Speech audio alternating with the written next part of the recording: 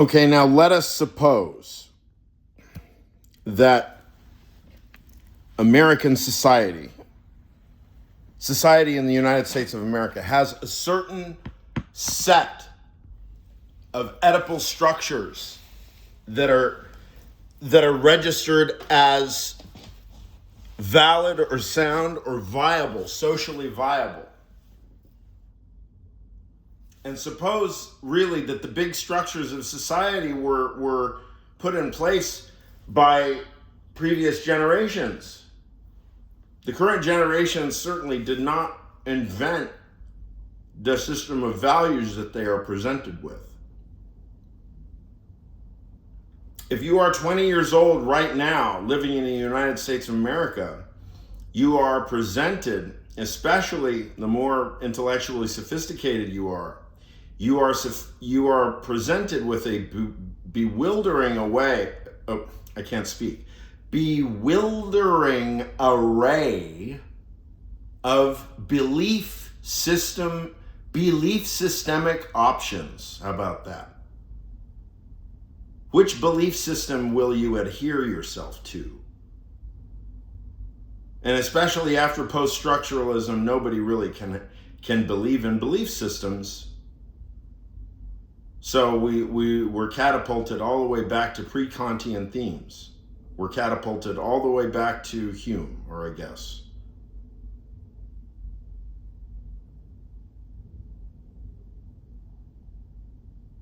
Keep in mind that this, whatever the Oedipal structure, the set of Oedipal structures that are registered viable in our society,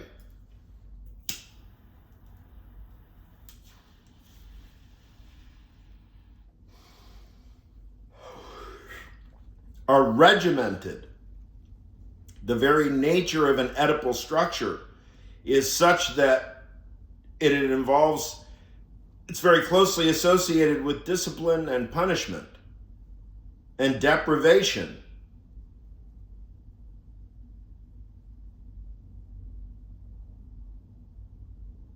Disciplinary structure is a sadistic structure. And whichever direction the violence flows, whether it flows inwardly, you call it masochism, or outwardly sadism, it makes no difference. The point is that there is some discharge, some libidinal discharge. And if it's not being inflicted on others, then it's being inflicted on oneself, ostensibly. Hopefully one can disperse the blow of infliction, the rupture of the infliction of the event.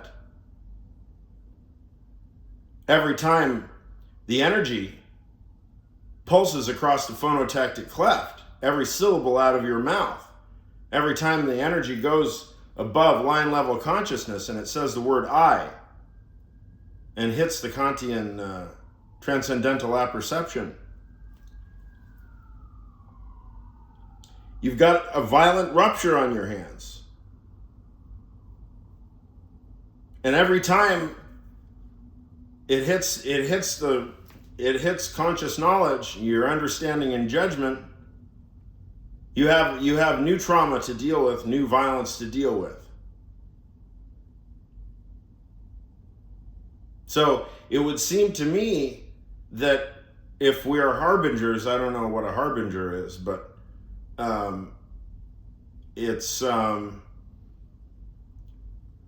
if we have any record, if you have any sense of the kinds of things that I've talked about with my own mother, and I've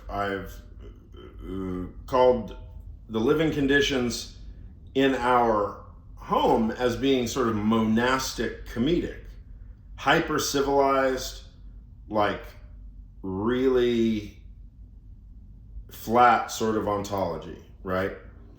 I called my mother Mom, but we were just friends. We talked about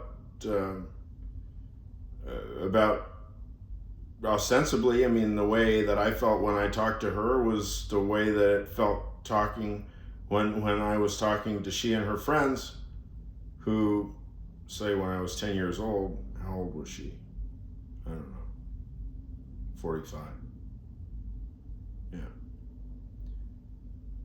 So when you have a hyper-civilized home environment and there is no physical discipline and there is no real conceptual discipline either, I mean, the whole notion of, say, the authority of homework was, every step of the way, was the end of the world for me. And it still is. It still is. That's why I'm so shit at doing homework. And how come my grade point average is probably well below non-pass. I'm just really shocked that the new school even gave me a degree, seeing as how nobody supported me. I mean, nobody supported my way of thinking. I don't think anybody even noticed me. I mean, the new school is kind of a racket, the way that they run it. I mean, they're just, it's like a mill. It's like a degree mill. I mean, we shit on Trump University, but how about the new school? I mean, it never had that great of a reputation. And if you have 200 graduate students, well, unless you have over 200 professors, I mean, how is any student going to get any attention? Other grad students, departments don't have 200 students. Maybe they have 20.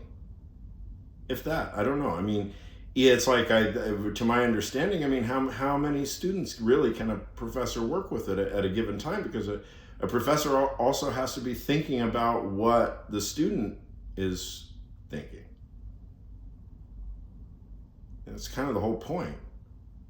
To train new talent, you have to think about what the talent, the people that you want to transmit the canonical knowledge. You have to make sure that you understand the way that they think. And that's what is really lost. Somebody like me just horribly falls through all the cracks for no apparent reason, other than my shitty grades. But hey, obviously I'm a serious thinker. I mean, if you're rejecting the idea that I'm a serious thinker, just change the channel. Don't waste your time with me. I don't want to waste your time. Anyway, yeah. So you have, if baby boomers are raised, in like these disciplinary regimes and have created a world of competition and cutthroatism and backstabbingism and blackmailism and all the rest of that good stuff that people like me want none of, that then when we have to confront one another in socio-sexual relationships and we're presented with the prospect of representing ourselves as individuals, what legitimacy are we standing on and why? If there is no legitimacy to stand on, then the only way to assert yourself is arbitrarily by fiat. But that looks ugly because any arbitrary positing it just looks like number 47, right? Arbitrary positing by fiat, right? So you have to have reasons. But nobody has any reasons because there's no legitimate ground to stand on. So then how do you expect people to date? What are they going to party about? What are they going to get drunk about? There is nothing to be proud of right now as an American. Everything is shameful. Why would you want to procreate? What is there to party about? There's nothing to celebrate right now. Do you understand that, elders? Look, everybody, all the successors to you fucking boomers, all the successors to you boomers, we blame you, right? We're dealing with your bullshit. And so you're in all of our academic departments right now as thought leaders, and you're doing nothing because you're eunuchs. Okay, I'm Generation X, motherfuckers, right? And I'm coming to eat your lunch because as a thinker, I am fucking fearless. You can hold a microscope up to every aspect of my financial life and my personal life, my genital life, my hospital record, my mental health record. I've been through it all. I've been through every single last corner of United States of America culture. I've seen all the ugliness. And I know what's beautiful too. Plenty is beautiful. All the classical established results are beautiful. Okay, dear professors, Graham Priest, Hartree Field, Alan Bass, David Chalmers, where is your leadership, Noam Chomsky? Where is your leadership?